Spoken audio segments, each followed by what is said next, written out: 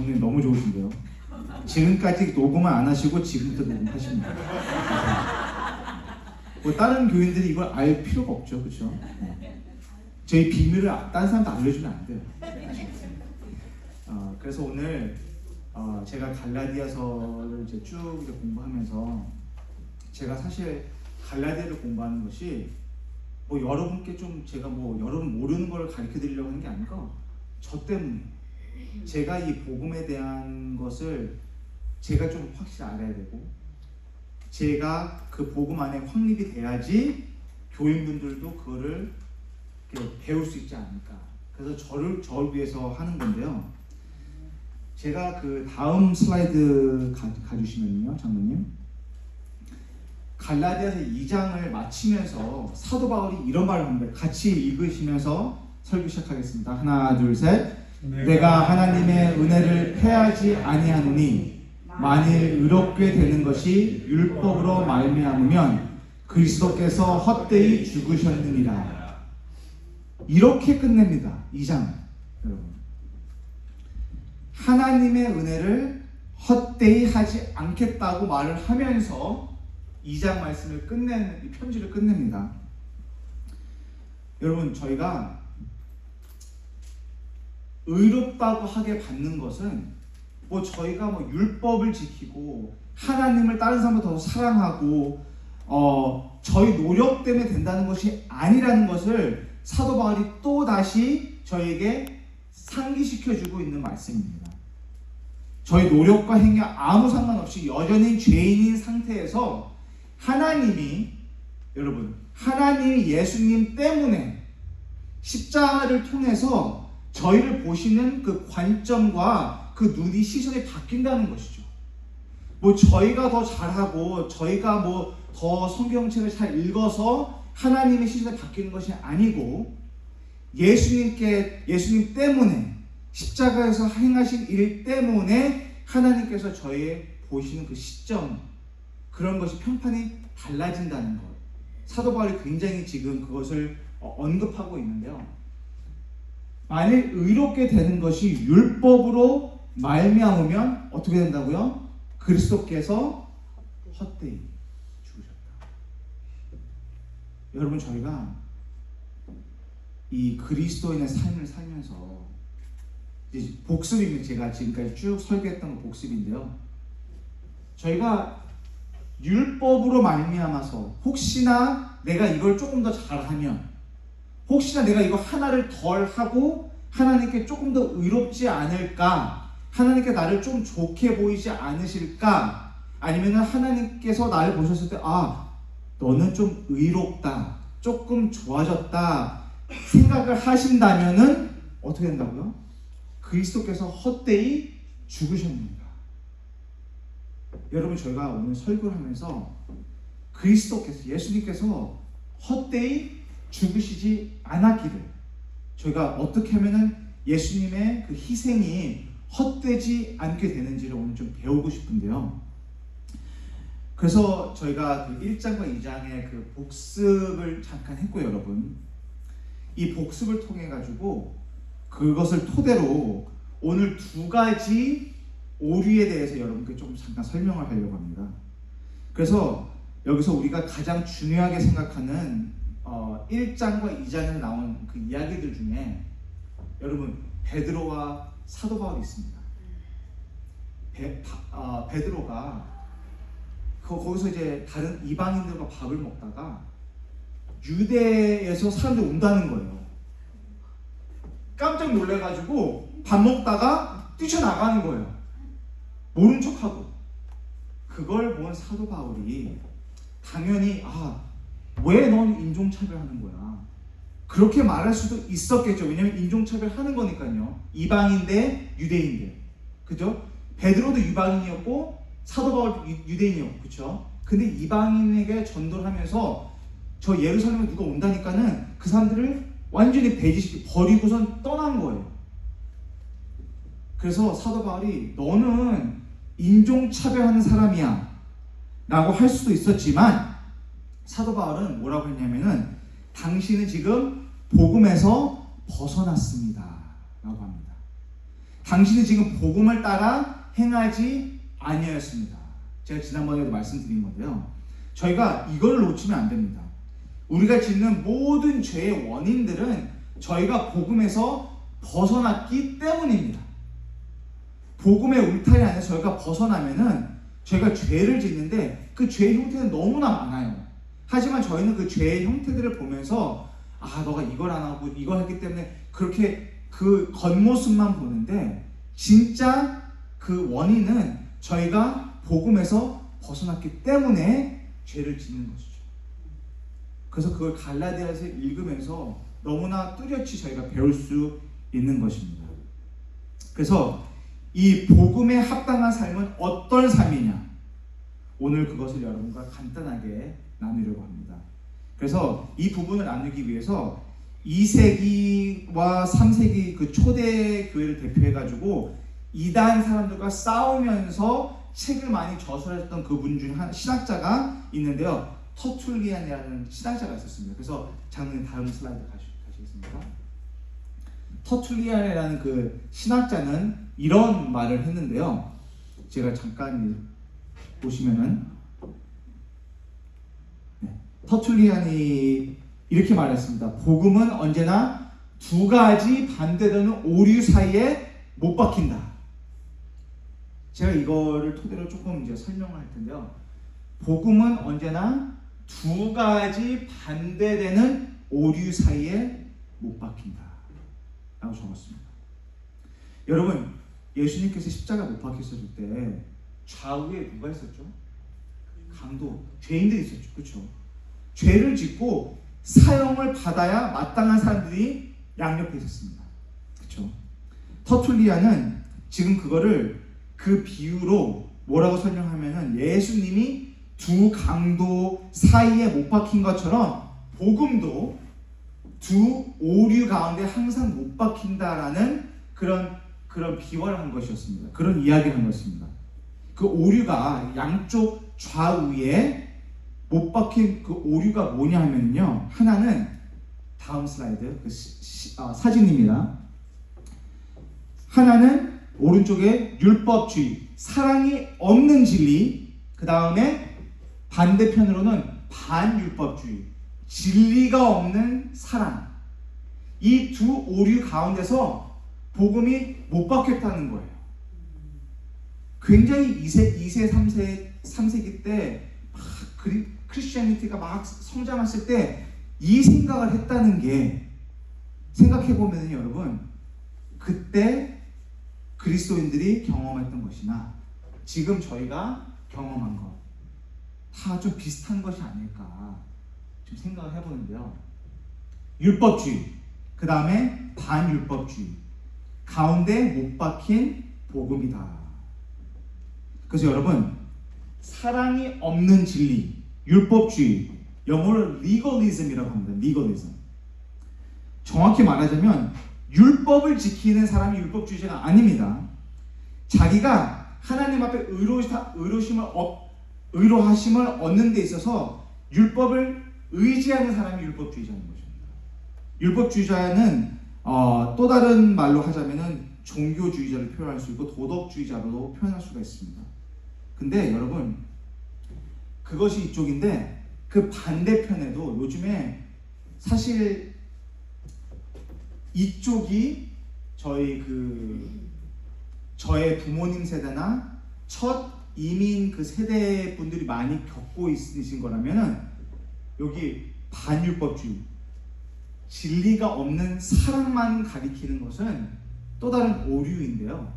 왜냐면 복음이 아니기 때문에 저희 2세와 3세들이 조금 이걸 경험하고 있는데 제가 좀 설명을 좀 드리겠습니다. 그래서 이 왼쪽에 있는 반율법주의는 신학 용어로 말해서 antinomianism이라고 합니다. 그래서 반율법주의는 어떤 사람이냐면 아예 율법을 무시하는 사람입니다. 법을 무시하는 것입니다. 율법을 가볍게 생각하고 무시를 하는 그런 그룹을 antinomianism이라고 하는데요. 여러분, 그리스도인들은 제가 이 갈라디아서를 설교하면서 여러분께 명확히 말씀드리고 싶은 것은 저희가 율법을 무시하고 경멸하면 안 되는 것입니다. 그거는 확실합니다. 왜냐하면 율법은 하나님의 말씀이기 때문에 저희가 율법을 무시하자는 것이 아닙니다. 하지만 저희가 내가 율법을 잘 지켜서 구원을 받겠다는 그런 생각은 좀 잘못됐다는 것이죠. 그렇죠? 그래서 반율법주의자들은 하나님의 율법을 철저하게 무시하고 경멸합니다. 필요 없다고 생각해요. 그래서 이분들을 다른 말로 뭐 상대주의자, 자유주의자, 쾌락주의자, 비종교주의자 뭐 그런 여러 가지 형태를 띠고 있지만 궁극적으로는 반율법주의자, 진리가 없는 사랑을 믿으시는 분들입니다. 그래서 털툴리안이 강조한 건 무엇이냐면은 복음은 이 두 강도 사이에 항상 못 박혀 있는 것이 복음이다라고 하는데요. 이 여호수아 1장 7절 말씀을 보시면요, 제가 요약해서 썼는데 여러분 다 같이 읽으시겠습니까? 하나, 둘, 셋. 오직 강하고 극히 담대하여 우로나 좌로나 치우치지 말라. 그리하면 어디로 가든지 형통하리라.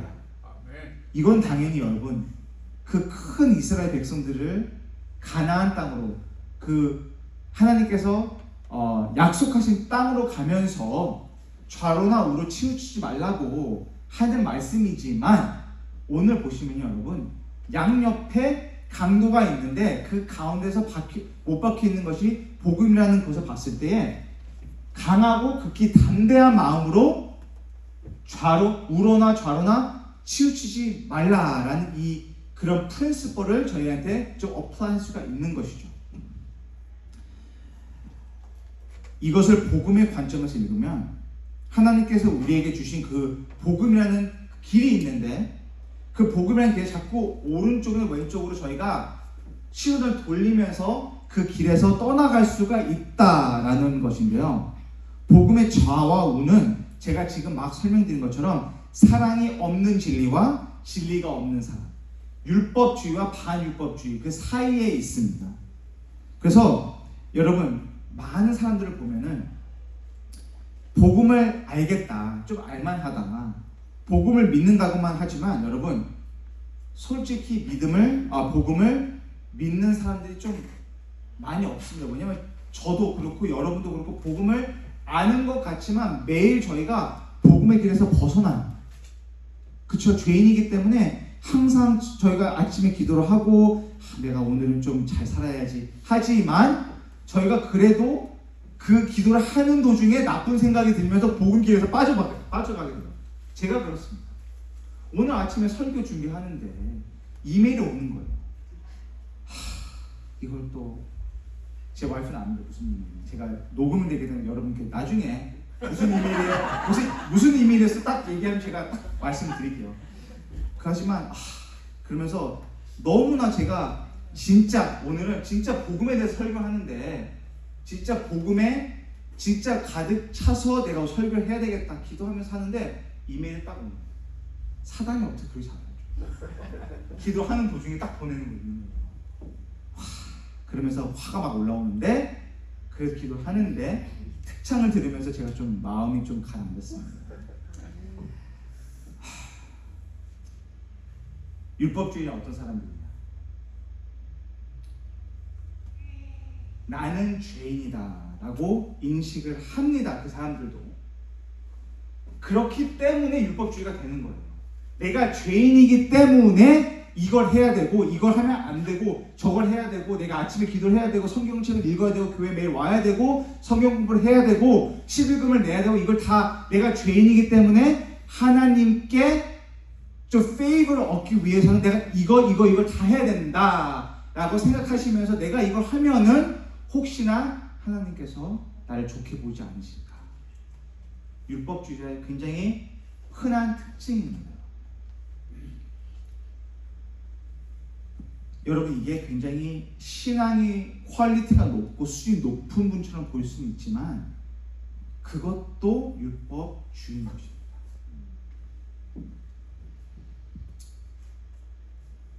실제로 그런 분들에게는요, 뭐 저도 그렇지만 마찬가지지만, 뭐 저희가 항상 이렇게 좀 두 부류로 갈아놓는데, 저희가 항상 왔다 갔다 하지 않습니까, 여러분? 그쵸? 네.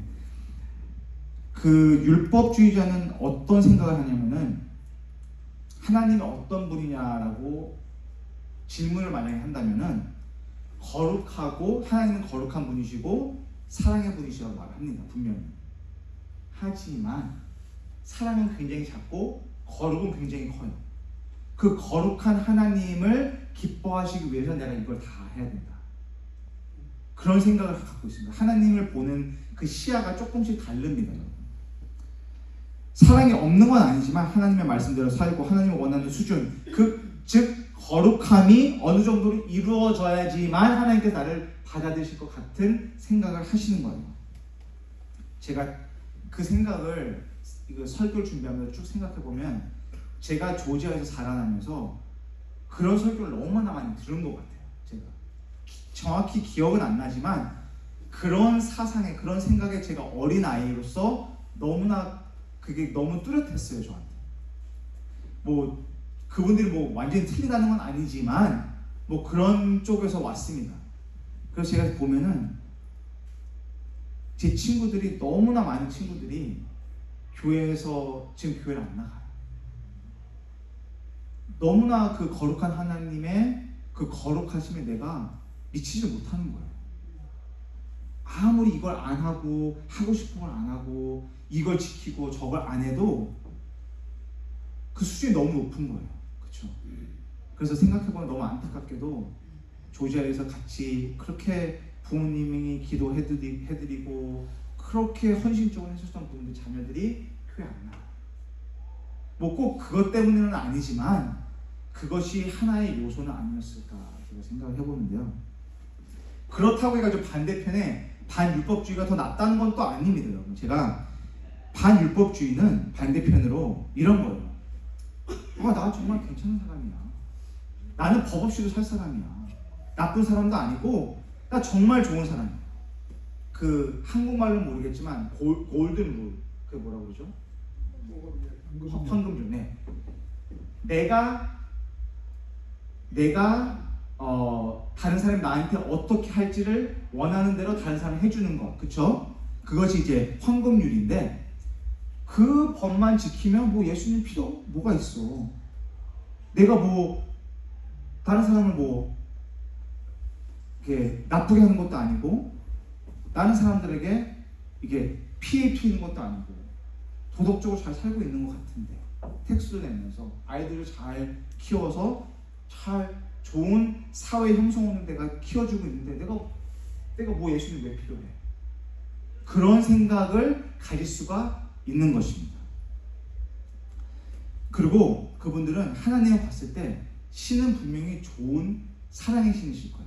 내가 뭘 하든 날 받아주시고 다 용서해 주시는 신이실 거야. 그런 편견이 그런 스탠더드나 그런 것이 없이 그냥 다 받아주시는 그런 신. 그렇죠? 완전히 율법주의자는 완전히 반대인 그런 사상을 갖고 계신 분들이 반율법주의자.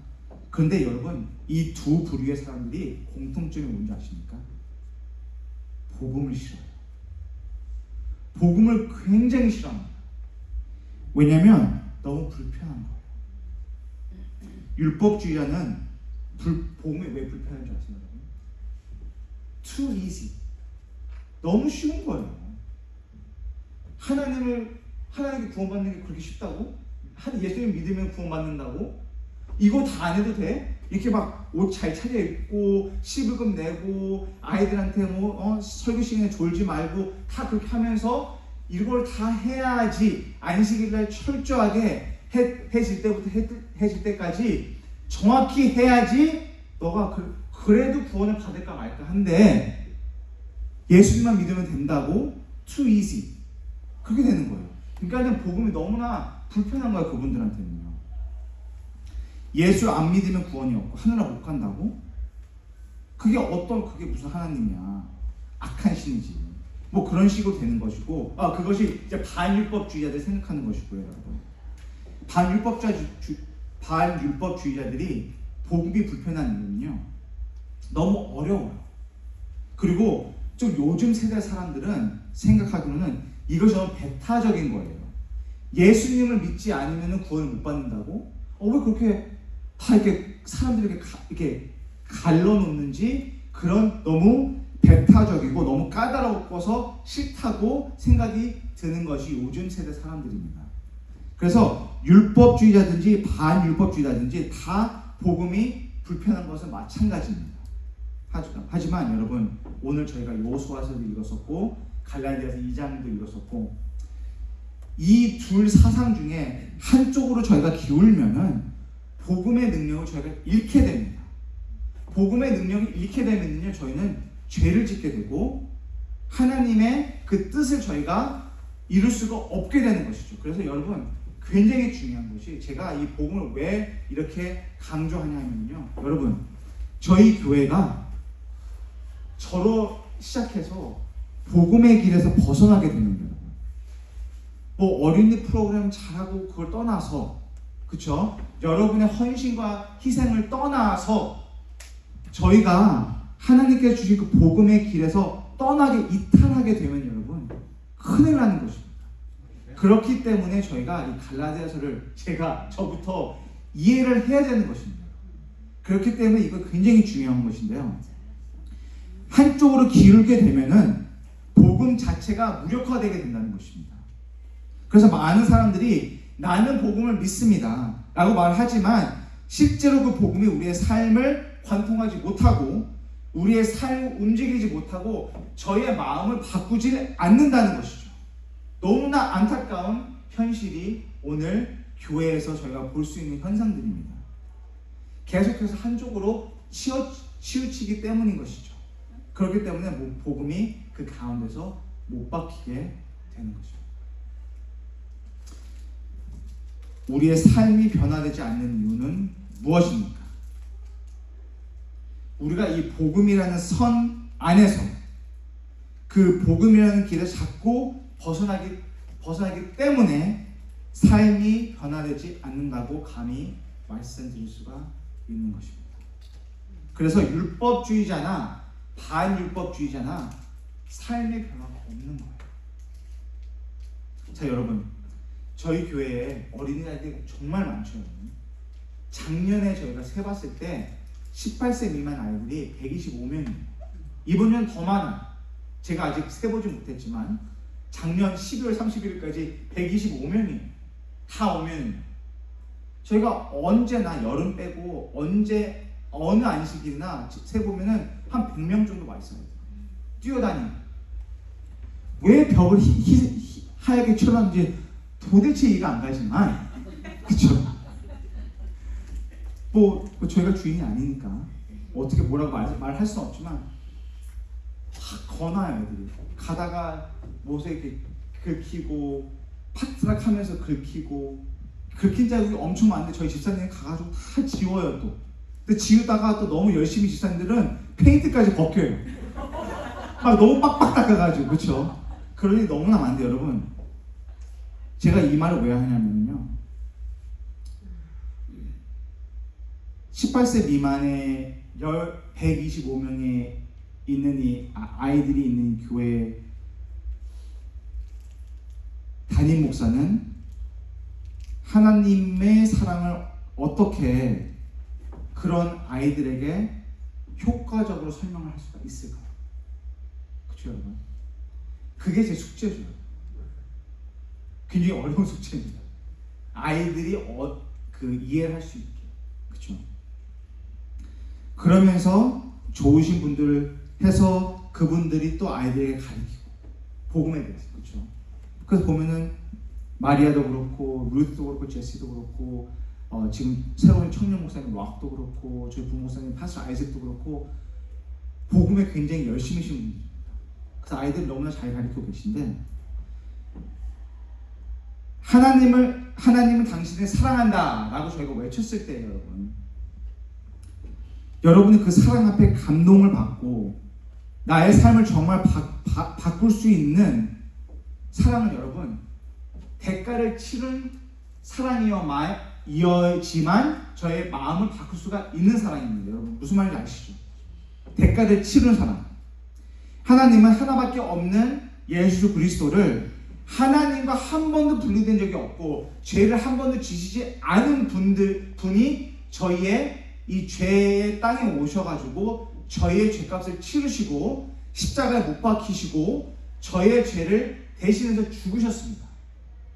그렇기 때문에 저희가 하나님은 당신들을 사랑하신다라고 외쳤을 때 저희가 그 대가를 이해했을 때에 저희 마음이 움직이고 저희 삶이 바뀌는 것입니다.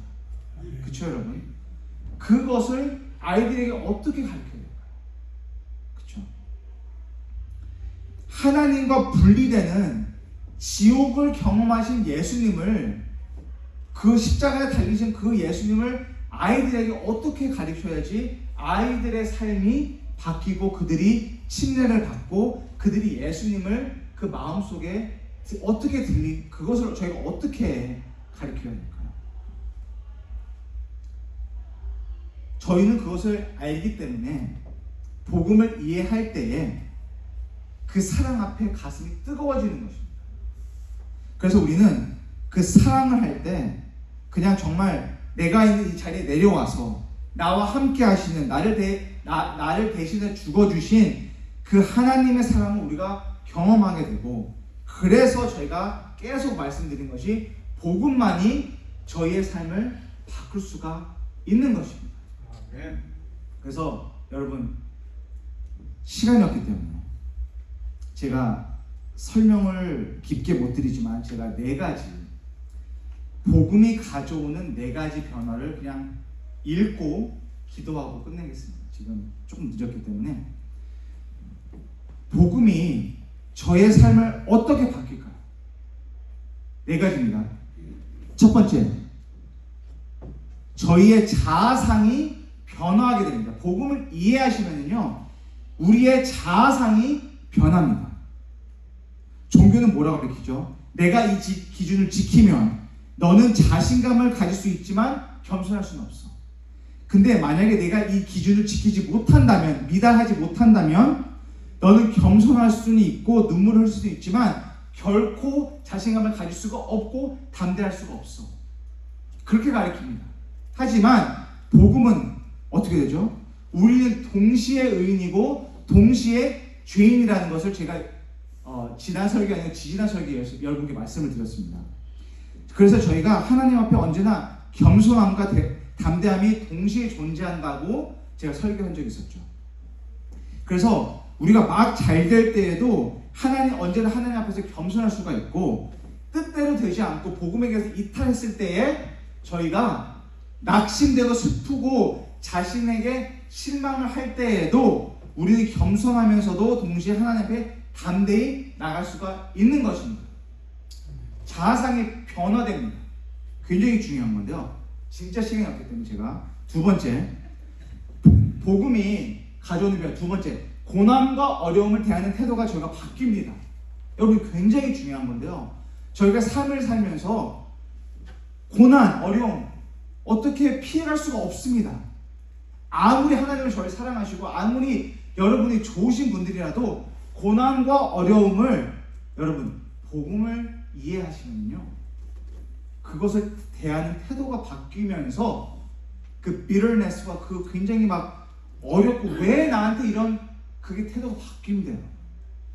시간이 없기 때문에 설명을 못하지만 여러분, 갈라디아서 2장을 읽으시면서 왜 사도 바울이 왜 이렇게 됐을까 좀 명상해 보시기 바랍니다. 3번째, 복음이 가져온 변화는 대인관계예요. 교인들 간의 관계, 부부 간의 관계, 자식과의 관계, 그 다음에 인너와의 관계, 친구와의 관계, 모든 관계가, 여러분, 관계를 하다 보면은 뭐가 생기죠? 갈등이 생기죠. 대인관계, 복음을 저희가 이해를 하면요, 대인관계가 변화되게 되어 있습니다. 여러분, 제가 저희 올바른대교가 완벽하다는 게 아닙니다, 절대. 하지만 여러분, EM과 KM 그 릴레이션십을 잘 보면은 올바른대교회가 진짜 여러분께서 꾹꾹 참고 너무나 잘 영어권을 서포트 해주시기 때문에 저희 이렇게 되는 거예요. 이 대인관계, KM과 EM 사이가, 여러분, 영어권 큰 교회도 제가 녹음이 돼 교회 이름이 너무나 많이 들어요. 큰 교회도 그렇고 작은 교회도 그렇고 이거는 어느 교회든지 일요일교회, 안식일교회 상관없습니다. 여러분. EM과 KM 갈등이 엄청 심해요. 너무너무 심해요. 그렇기 때문에 저희 영어권 목사님이 지금 없는 이유 하나 중 그거가 이것 때문에 대인관계, K과 EM 관계 때문에 복음이 저희 삶을 변화시켰을 때에 저희 미주에 있는 안식일 교인들, 특히 KM과 EM의 관계가 바뀔 것입니다. 이 정도의 그 비밀은 알려드려도 되죠, 그렇죠? 그 정도까지는 복음이 삶을 바뀌는 것입니다, 그렇죠? 네 번째는 복음이 가져오는 변화는 동기의 변화. 어떤 사람은 하나님께 인정받기 위해서 순종하고 어떤 사람은 인정받았기 때문에 순종하고 굉장히 차이가 굉장히 큽니다. 인정받기 위해서 인정받았기 때문에 그래서 저희가 동기가 바뀝니다. 그래서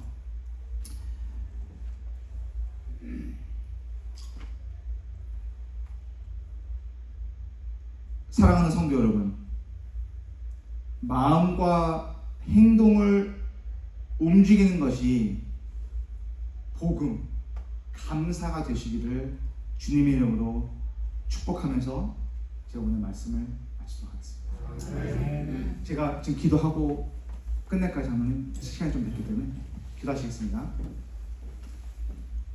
사랑하는 하나님 아버지, 오늘 우리에게 주신 복음을 다시 붙잡게 하심을